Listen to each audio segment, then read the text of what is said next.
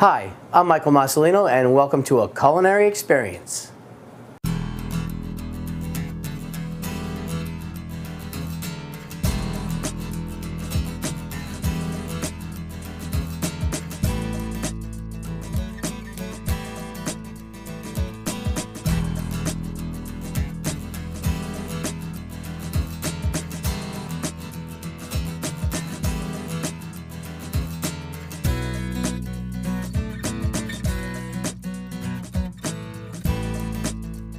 Today on A Culinary Experience, we're going to take a trip back to the old world of Tuscany. One of the most favorite things I loved in childhood and in adulthood too is polenta bolognese. Now, polenta in the 80s, if you remember, was a really popular dish, especially in New York eateries. They used to take the polenta and cut it and fry it and grill it, and pretty much everywhere you went, you'd find a chunk of polenta on your plate and say, what is this? Well, today we're going to make a soft polenta. One of the dishes being a soft polenta, meaning it's cooked sort of like a grit, and it is not put in a tureen and refrigerated, which makes it a hard polenta. We're making a soft polenta, and we're going to serve it on a board. But to start with, I want to show you a little bit about cornmeal, and then we're going to get into making a sausage bolognese sauce.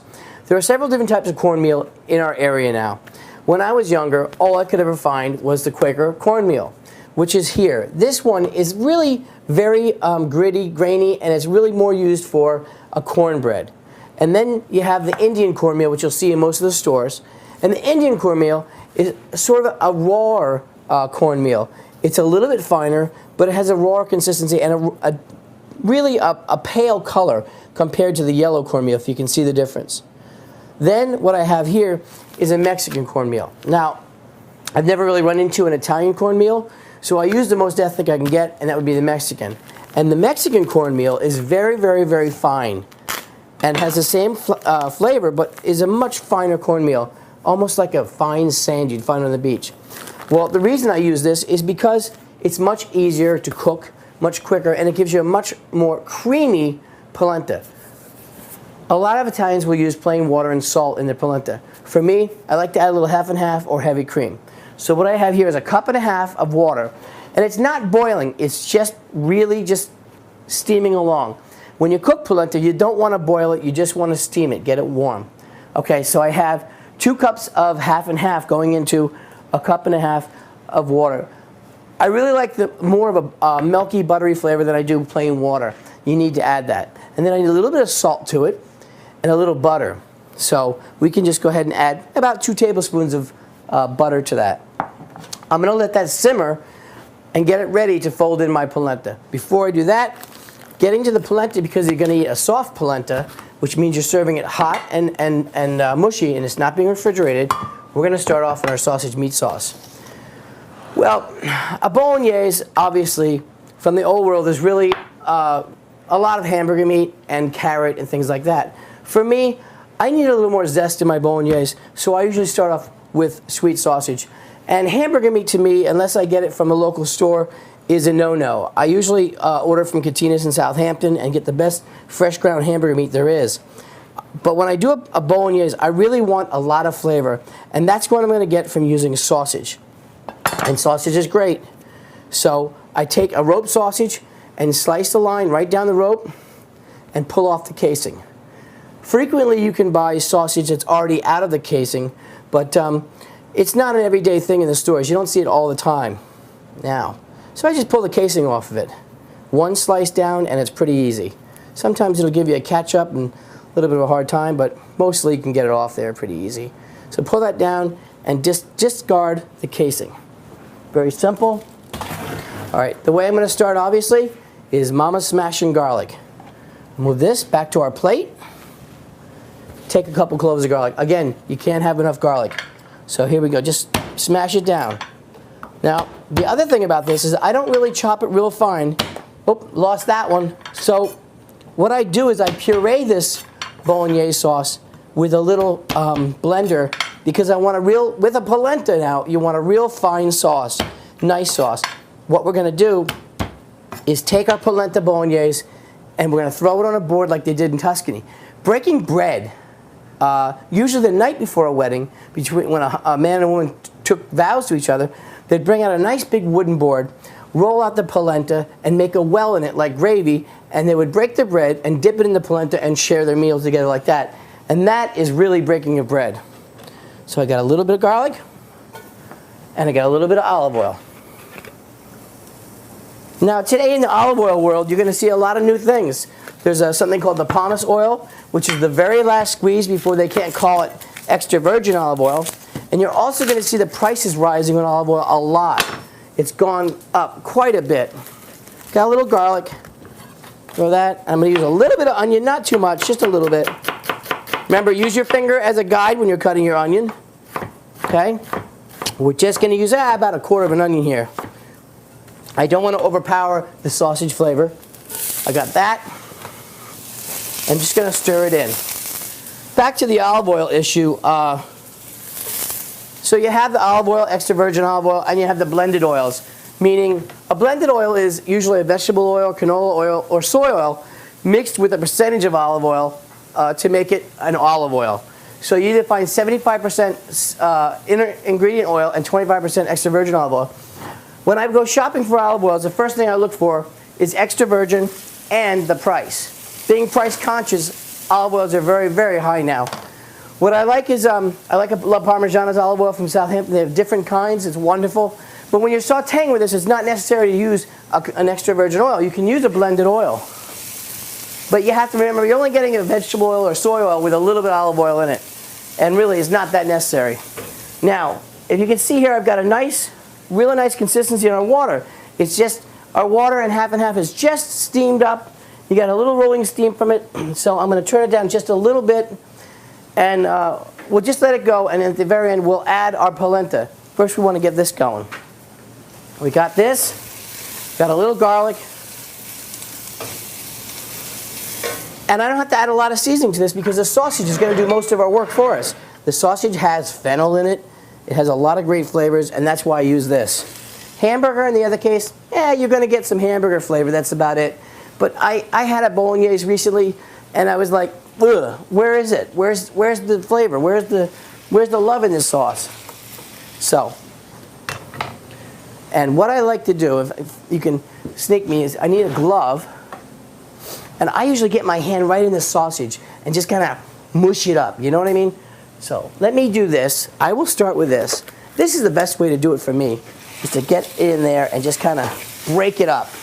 And if you add a little oil to the sausage, it'll come apart a lot easier. So just a little bit of oil, and it'll fall right apart.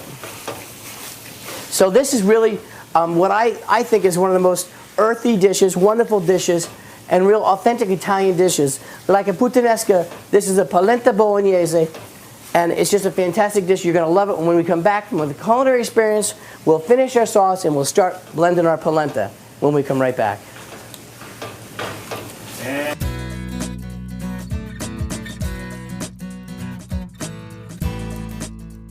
Oh, welcome back to a Culinary Experience. While we're on our polenta day with our sausage bolognese.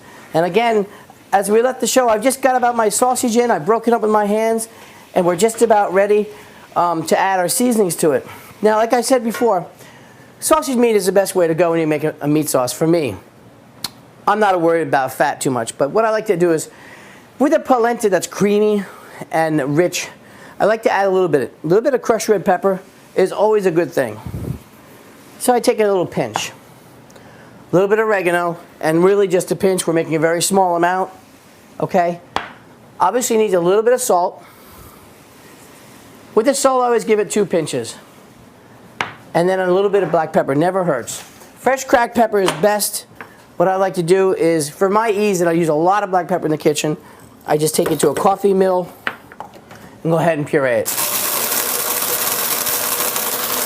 Really, in a minute or two, you have plenty of fresh cracked pepper. And it really is fresh. Turning the pepper mill is fun. It's real dressy, but for me, I just like this. Be careful you don't use that for coffee the next day without washing it. All right, we have our water and our half and half mixture. Very important, we're going to need to add some salt to it. Because right now you have really nothing. You got water, half and half, and a touch of butter. So about 2 tablespoons of salt. This is almost ready. This is almost ready. So what I want to show you is my tomato. Recently I was in a store shopping, and I was looking for a good Italian tomato. I couldn't find one. I found Hunt's and everything else, and not to say there's anything wrong with that tomato, but for me, I really want a great tomato. There's a couple different ones that I choose when I look for something. One is a San Marzano tomato, which you can find in some of the stores, especially the gourmet shops, Schmidt's and other places, or an Alcocina tomato. The cost of tomatoes has gone really high recently. I mean, for instance, a case of this, which is this is called the number 10 can, has gone from $12 a case to $19 a case. I'm going to add a little bit of tomato. Okay? With that, I'll take that glove again, because I really don't like to put my hands in food, and I'll smash up my tomatoes and grind them. Let's get this, saute it in a little bit, and get it warm. Beautiful tomato, nice plum tomato. You can smash it with your spatula or whatever you like, and we're going to let it cook. Now here's the thing. I remember my mother used to cook the sauce for hours and hours and hours, which is great. But you don't really have to. And then I'm going to show you a little trick to take the acidity out of the tomato. For me, I love the tomato. Can I have a glove, please? I love the tomato, but sometimes that acidity, it gets you. So what I like to do is I like to smooth out my tomato sauce. Smooth it out. So I add a little tablespoon of butter to it.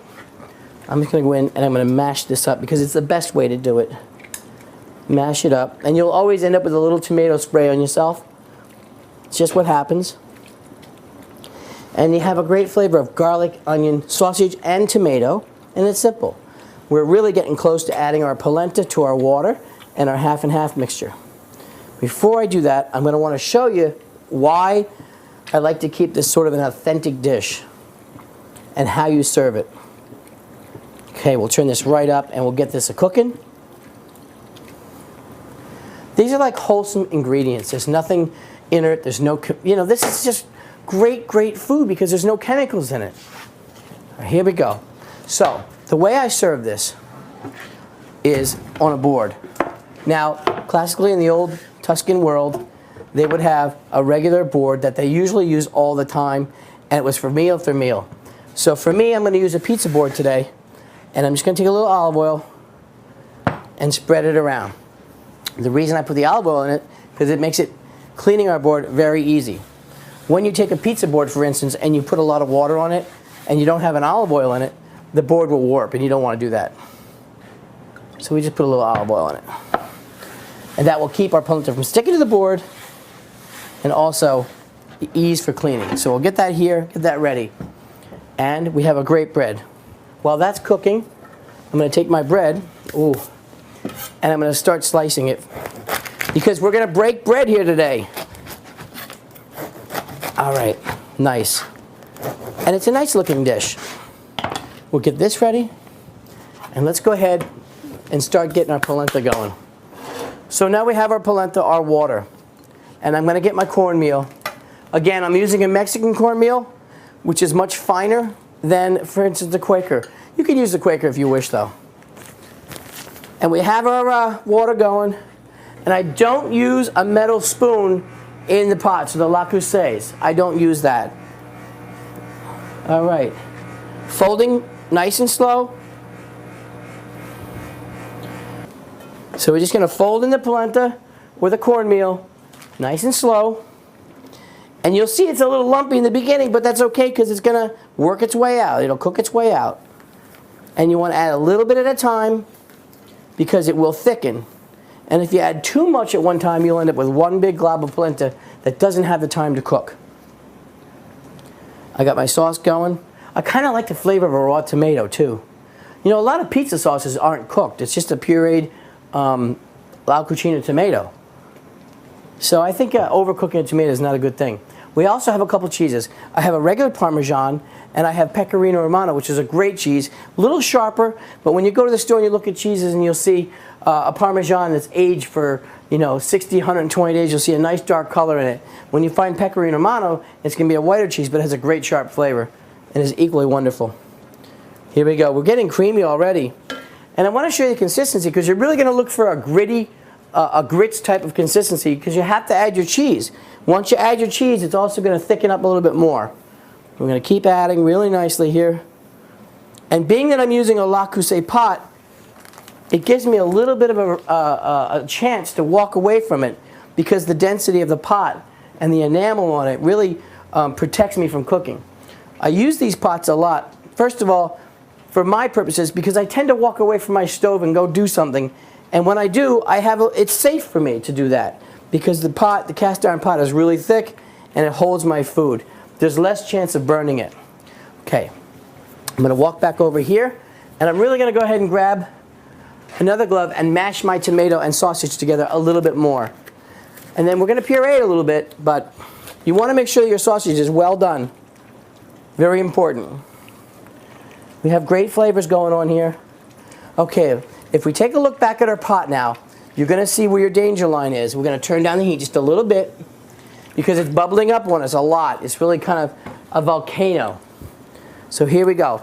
I'm going to keep stirring this pot while you guys take a break. When we come back, we're going to put together on our board our beautiful polenta bolognese. When we come right back. And cut.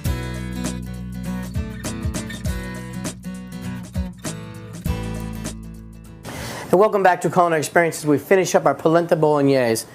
All right, we've got this done. My polenta is still cooking, and at this point it's on a low flame, and I can just give it a nice simmer, a nice stir, and let it go. It's fine. The next thing I want to do is take this, our sausage meat sauce, bring it over to my board, and I want to take my Viking blender, and I want to puree it a little bit, thin it out. So I'm going to move my board. I got a Viking blender. This is very easy. It purifies the, not purifies, but purees the meat sauce for me and gives me a better consistency. And I'll plug it in and just watch. Protect yourself because you're always going to spill it on yourself. It's always going to spray out on you. So just watch yourself. Let's protect yourself. All right. We're just going to go like this, and we're going to try and keep it from getting all over us. There's a lot of different blenders like this. You find them cheap. They're white. For me, I had to go to Viking Kitchens and get it because it just lasts forever. I get tired of buying them. I use them a lot. You're crushing up the tomato. You're crushing up the sausage. You know, my mom used to add a carrot to this. She used to add a carrot, and the carrot would sweeten it just a little bit. But I guess I say I cheat because I use a tiny bit of butter. It changes the color. It adds a sweetness and removes any kind of acidity that's going to bother your stomach. You see how it changes the color, changes the consistency? It makes it nice. Got to remember, this can be used also for a lasagna. All right. It's kind of hard to believe I didn't get it on myself. And here we go. All set. Very good. I'll place that right over here. And that was good. And we didn't even make a mess. I'll put it back on the stove. And I want to now take a little bit of fresh basil, julienne it, and then throw it into that. That'll add a nice little flavor at the end. For the basil part of it, you could add it at the beginning. It'll flavor a little bit. And I try and like to add a little bit to the top because I want the color of the polenta. I want the color of the tomato sauce, but I also want the green as a decorational thing. So I have a couple different ways to get that. I'm going to add this right here. What I like to do on my board, which is already ready, we already oiled it, is I want a contrast. I want the natural wood flavor. You look at it, it's like, wow. How often do you serve something on a board? So I take a little lemon leaf and lay it out. Just around the polenta. It's where we're going to place our polenta. And get ready. Okay? We make it look nice because you're going to serve it. This is a great idea if you guys are going to have a dinner party at home, just a couple friends coming over. You can have the most highfalutin people in the world, but when you serve food on a board, they're coming down to earth. Now I've got my polenta. Oh boy, and it looks wonderful. It's ready to go. Now I have Parmesan Reggiano. I'm going to fold in, and you can't add too much. And then I have a pecorino. Oh, pecorino is so wonderful. And here's another trick. Take a potato peeler or a carrot peeler and just shred it right in. Shred it right in. And you can never add enough cheese as far as I'm concerned. Now, if your polenta is too thick, you might have a little trouble because it'll be a little bit gluey. But you don't want that. What I'll need is a nice ladle from the kitchen so that I can scoop it out and make a well. Let's add this in. Oh boy. Wow. Okay, this is not probably the most dietetic food, so you might want to wait till February if you made one of those New Year's resolutions to lose weight.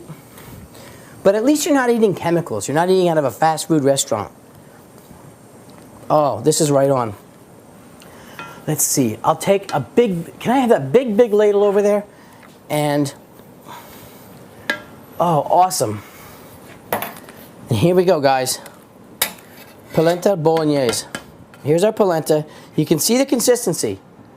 The cheese really changed the consistency for us. That's what we're going to want. I'm going to clean off my spatula. I'm telling you, when you go to someone comes to your house and you serve this, what's going to happen is they're going to talk about it for a long time. Oh, we had that polenta. Yeah, it was served on a board. It was so great. And it's probably one of the easiest meals you can make. It's so easy. Listen, we did it in a half an hour. I'm going to lay this out. And I'm going to take one more ladle. I'll squeeze this out. I don't want to waste anything. Oh, yeah. Now, at this point, if you were going to make a hard polenta, you would take this into a Pyrex tureen. You would add olive oil into the tureen, and you'd simply pour it in the tureen. You'd refrigerate it for the day or the next day, take it out, invert upside down, and you'd cut nice pieces like you're cutting a steak. You can fry it. You can saute it. You can grill it. Whatever you want to do. One more ladle. I've got my sauce now. Oh, boy, look at this. Oh, so good. The tomato smell is so awesome. I'll use a little ladle. And then I'm going to make a well. This is called double dipping, by the way, when you go like this. And you double dip, and it's to keep your ladle from dripping. And I'm just going to go squeeze it in and make a little hole. Oh, now we want it to run down a little bit off the sides. Run it down. Oh, boy. This is breaking bread. I'll take this back. We've got a great meat sauce to make a lasagna. Clean up, always clean up. Parmesan Reggiano. Oh no, here we go. This is a great way to start a meal. Great way. I mean, you know, it's wintertime. Get together with your family and create a polenta. Really go nuts here. Go ahead. Put it on the board. We got our bread. We're going to break our bread and rip and dip. So go ahead and lay that around right here. And then, okay, you want to get a little bit healthy. Let's get a little bit healthy. Put a little basil on top, which of course if you're going to put the basil on top, it's going to wilt on you. Don't sweat the small stuff. Take a pear. Nice red pear. And go ahead and slice a little pear. Put it on your board. Oh, it's going to be beautiful. Just go ahead and put it on your board. People can take a little dip of the polenta. They can take a little slice of pear. And you know what else you can do? A great way to start your meal. Take your pecorino romano or your fontina cheese and just place it on the board. Okay, now my board is a pizza paddle. It's a little different than a regular board. Just wipe your plate and decorate. Polenta bolognese comes from my family to yours. Classic Italian dish, a great way to start a meal. And you know what? Just have a good glass of wine and invite some friends over. This is Michael Mosolino from Culinary Experience saying, good food, good friends, good life, God bless, and good night. Michael Mosolino's Culinary Experience is brought to you by The Deli Counter, Fine Foods and Catering, 623 Hampton Road, Southampton, New York,